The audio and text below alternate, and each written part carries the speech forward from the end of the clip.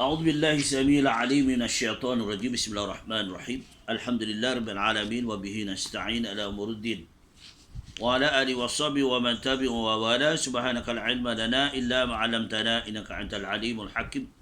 رب اشرح لي صدري ويسر لي أمري واحلل عقدة من لساني يفقهوا قولي. اللهم افتح حكمتك وانشر علينا من غدائن رحمتك يا أرحم الراحمين. اللهم نور قلوبنا بنور هدايتك كما نورت الأرض بنور شمسك أبدا أبدا برحمتك يا أرحم الراحمين. Rabbi yassir wa la tu'assir wa tamim bil khair. Hari ini kita nak menceritakan tentang Aqabah. Aqabah ini suatu pertandaan kesungguhan, Aqabah puji ataupun Aqabah syukur.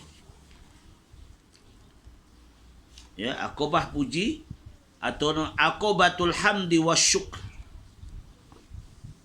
Di dalam kitab rujukan Minhajul Abidin jilid kedua, buku lambaran 476.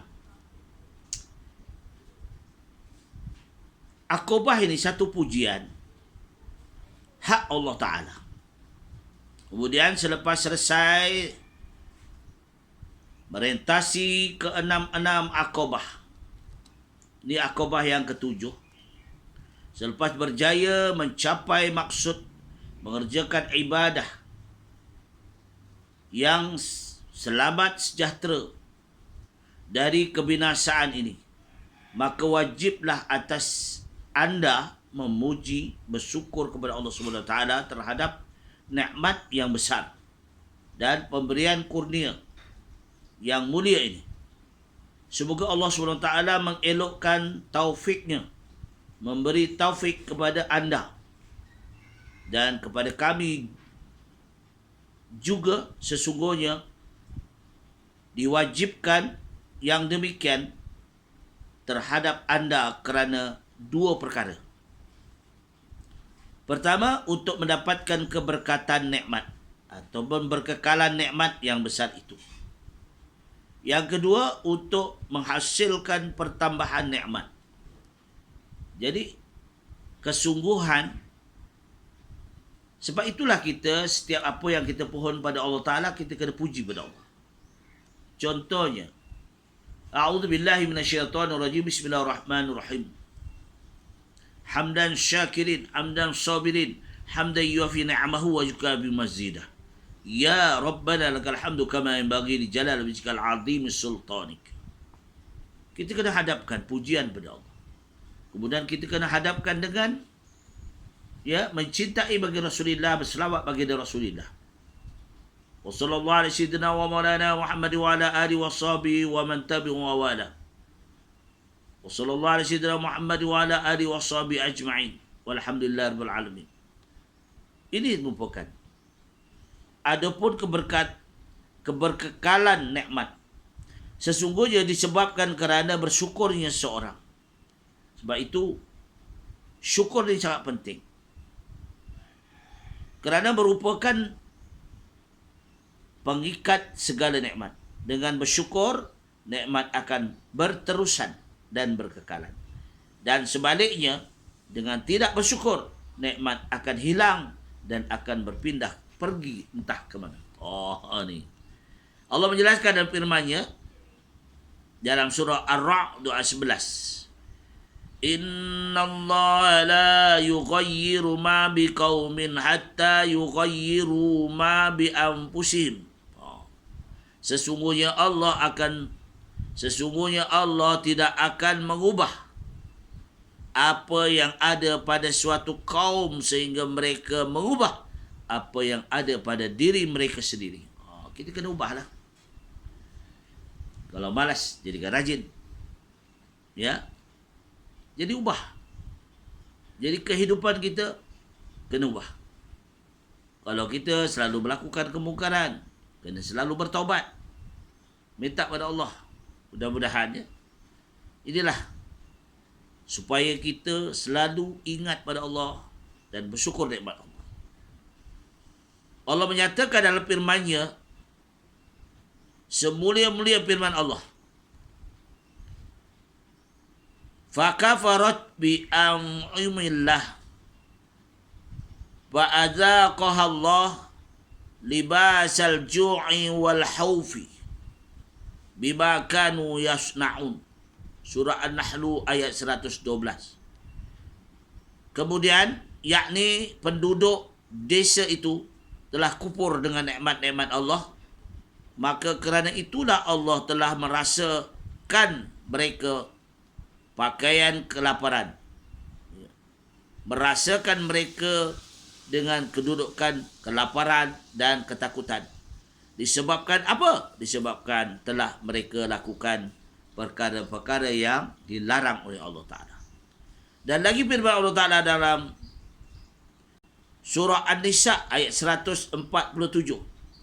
Ma yaf'alullahu bi'azabikum in syakartum wa amantum. Allah tidak akan mengazabkan kamu sekalian jika sekiranya kamu bersyukur akan nikmat-nikmat-Nya dan kamu beriman kepada-Nya. Jadi kita kena teguhkan iman. Sebab itulah penting. Bila kita pegang betul dalam surah Al-Anfal, suratul Anfal ayat 2. Ya, ini kepastian iman, kekokohan iman. A'udzu billahi minasyaitonir rajim. Innamal mu'minuna alladzi idza dzukirallah Innamal mu'minuna allazina iza zukirallahu wajilat qulubuhum wa iza tuliyat alaihim ayatuh zadathum imanan wa ala rabbihim yatawakkalun. Ya. Inilah penting. Sesungguhnya kesempurnaan iman seseorang itu apa jiwa hatinya terusik dengan kalimah-kalimah tauhid, kalimah-kalimah zikir, dan bertambah imannya bila dibacakan Al-Quran, rasa tawaduk, rasa rendah diri, kerana iman itu akan bertambah, hati mereka akan tenang kerana kuatnya tawakalnya kepada Allah Ta'ala. Wa ala rabbihim yatawakkalun. Orang yang sentiasa tawakal kepada Allah. Sebab itulah dalam keadaan suasana hari ini, dalam keadaan yang membimbangkan hari ini, ya, kita kena banyakkan berdoa. Rabbana zalamna anfusana wa illam taghfir lana wa tarhamna lanakunanna minal khasirin. Rabbana hab lana min azwajina wa dhurriyyatina qurrata a'yun waj'alna lil muttaqina imama. Ini salah satu doa sebagai satu pegangan kita, sebagai satu amalan kita, mujahadahnya kita dalam doa-doa tersebut. Kemudian, apa maksud Allah tidak akan? Ya, yaf'alullahu bi'azabikum in syakartum wa amantum. Wa amantum. Apa dia? Bermaksud Allah tidak akan mengazabkan kamu sekalian jika sekiranya kamu bersyukur akan nikmat-nikmat yang dikurniakan kepada kamu. Ini kadang-kadang kita lupa dengan nikmat. Bagi nikmat apa? Apa nikmat Allah bagi? Mata, telinga, ya, lisan, hidung, semua dia nikmat Allah Ta'ala. Kenyataan bagi Rasulullah SAW tentang nikmat ini. Sabdanya, inna linna'ami awabida ka'awabidil wahshi faqayyaduha bisyukri. Sesungguhnya bagi nikmat-nikmat, yakni Allah itu bersifat liar, sama seperti liarnya binatang hutan. Maka oleh sebab itu, ikatlah nikmat itu dengan bersyukur kepada Allah. Orang yang syukur selalu, paskuruni askurkum, Ya, fashkuruni ashkurkum washkuruni wala takfur. Kami ingat kamu, kamu bila kamu ingat kami ingat kamu, bersyukur nikmat kami akan ikat, kami akan tambah nikmat kamu. Wala takfur. Jangan sombong. Bila kita nikmat, kita lupa pada Allah. Allah tak suka gitu. Ego. Ya. Adapun untuk menghasilkan pertambahan nikmat, maka begini. Diceritakan penjelasannya. Maka tatkala syukur itu penambat nikmat, maka dia juga membuahkan hasil pertambahan nikmat. Yakni hal itu dapat dipahamkan dari firman Allah SWT yang berikut. La in syakartum la azidannakum. Ni selalu ya. Surah Ibrahim ayat 7. Sesungguhnya jika kamu bersyukur, nescaya aku, kata Allah, akan menambah nikmatku kepada kamu. Walladzina tadaw zadahum huda. Dalam surah Muhammad ayat 17. Dan orang-orang yang telah mendapat petunjuk ke jalan benar, nescaya Allah akan mematuhi atau menambahi mereka akan hidayah petunjuk. Jadi kalau kita ni dapat petunjuk, itu adalah maknanya Allah sayang kita. Jalan kita bagus, amalan kita bagus, pelaksanaan kita bagus, ibadah kita bagus. Ya, kedudukan kita bagus, kita boleh menghasilkan keluarga sakinah, rezeki yang murah, yang bermanfaat. Sebab rezeki daripada Allah Ta'ala. Wa min haitsu la ahtasib. Rezeki ini bukan bermakna rezeki itu rezeki duit banyak. Tak. Rezeki itu kesihatan kita. Itu rezeki paling banyak. Badan tak sihat, duit banyak tak boleh. Ya tak? Duit je banyak limpah tu. Tapi keluar masuk hospital pun jemu kita. Ya tak? Ala kadar. Air umur asatuha. Ya, ala kadar. Tapi kita rezeki yang murah. Rezeki nikmat mata. Mata cerah. Nikmat telinga. Telinga terang. Dengar terang. Nikmat mulut boleh berkata-kata. Ya, nikmat hidung boleh mengadu makanan yang sedap. Itu salah satu ya tak? Baik. Wallazina jahadu fina lanahdiyannahum subulana. Surah Al-Kabut ayat 69. Dan orang-orang yang berusaha dengan bersungguh-sungguh pada jalan agama kami, agama Allah, iaitu agama Islam, sesungguhnya kami akan menghidayahkan mereka dengan jalan-jalan kami. Bahawa saja Allah, ya, Allah itu Tuan yang maha bijaksana. Allah Ta'ala itu merupakan Tuan kita yang mencipta kita, yang memberi ilmu pada kita, yang memberi hidayah pada kita, yang memberi rezeki pada kita, yang memberi kemanfaatan hidup kita.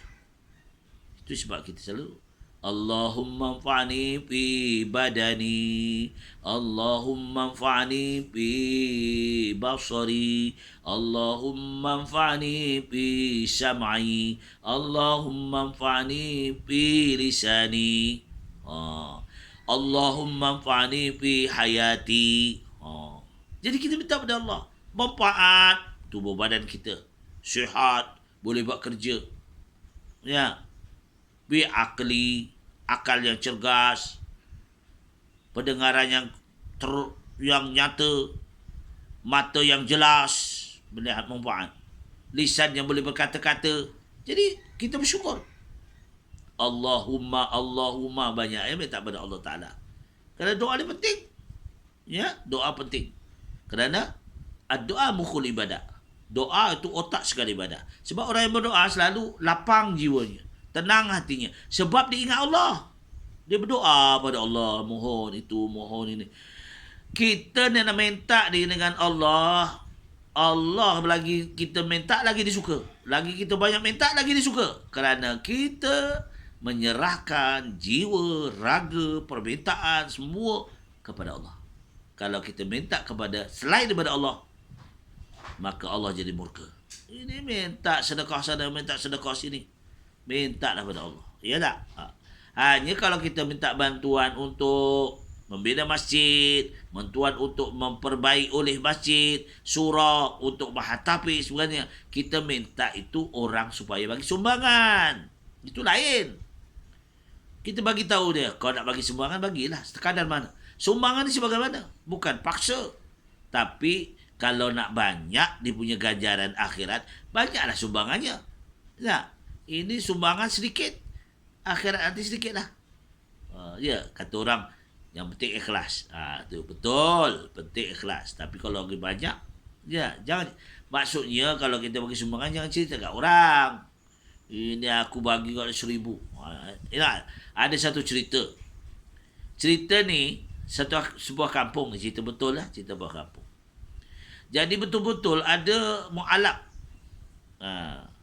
Dan mu'alab tu, dia orang India masuk Islam, orang agama Hindu lah, orang Hindu masuk Islam di kampung tu. Dia mu'alab tu. Kemudian masing-masing diminta derma, ditulislah di papan hitam tu derma. Jadi mu'alab ni dia derma 1,000. Ya. Nama mu'alab tak silap Mahdin kata. Mahdin bukan Muhyiddin, Mahdin. Jadi sahabatnya tu namanya, seorangnya namanya Ibrahim, seorang lagi namanya Musa. Jadi kebetulan pula perasmian masjid tu ketika tu, perasmian masjid ramailah hari Jumaat sembahyang berjamaah. Kemudian imam itu membaca suratul A'la. Dalam suratul A'la. Kerana dia tak ada ilmu, ya, tak ada ilmu. Tak kata macam mana? Dia bila akti tak ikhlas, dia nak namanya disebut dalam sembahyang. Kadang-kadang dia tak ada ilmu, bila kawannya disebut dalam sembahyang, walaupun surah tu ada Ibrahim dan Musa, dia rasa tak betul. Kenapa nama aku tak sebut? Ini kerana jiwa dia tak faham lagi. Tak apa, kalau dia faham, jangan buat gitu. Contohnya, akhir daripada surah Al-A'la tu. Wa Ibrahim wa Musa. Dia ingat, kata Mahdin ni, nama aku kenapa tak disebut Mahdin? Imam ni baju sebut kawan aku pula, Ibrahim Musa. Lalu dia di belakang imam, dia kata, dia sebelah daripada Bilal tu, dia kata, ana 1,000. Ana 1,000. Ana 1,000. Imam tu teruslah sembahyang. Kalau berhenti, batal lah. Kemudian habis sembahyang, mengganggu dalam solat itu. Habis sembahyang salam kanan, salam kiri, wirid-wirid, lepas tu tanya, kenapa kamu cakap ana 1,000? Tak, imam terlupa kot. Tadi imam baca dalam ayat itu, imam sebut sekali, lampirkan nama Ibrahim dan Musa. Kenapa nama saya Mahdin tidak sebut? Misalnya. Kata imam, itu ayat Quran. Kamu ni hitam-hitam macam burung gagak pula. Waktu sembahyang kamu cakap. Tapi kampung ni kampung Jawa. Ada? Kampung tu kampung orang Jawa. Jadi mu'alab tu tak tahulah. Ireng-ireng kaya gagak ngomong waktu sembahyang. Jadi imam cakap Jawa. Jadi tak faham lah. Itu umpamanya. Jadi kerana sebab apa? Sebab dia, setiap pemberian dia mahu dikenang. Ya, boleh dikenang. Tapi bukan cara begitu. Nikmat ni bila Allah bagi, kita bagi orang, kita syukur lah. Ya. Sebab kalau kita bagi orang, bisa orang yang derma ni jarang jadi miskin. Orang mengimpakkan keuangan untuk kebajikan, untuk itu, untuk ini kebajikan.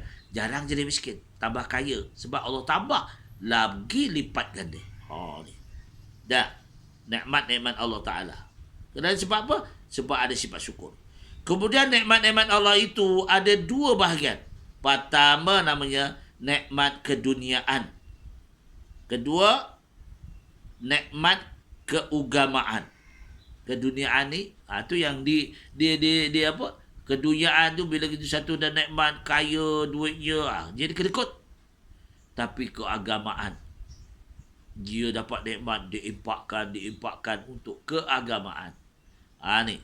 Sebagaimana sahabat, para sahabat habis keuangannya untuk perjuangan yang dibawa oleh baginda Rasulullah SAW. Umar ibn Khattab misalnya, Abu Bakar As-Siddiq misalnya, Umar ibn Al-As, Aziz, ya, Umar Ibn Aziz.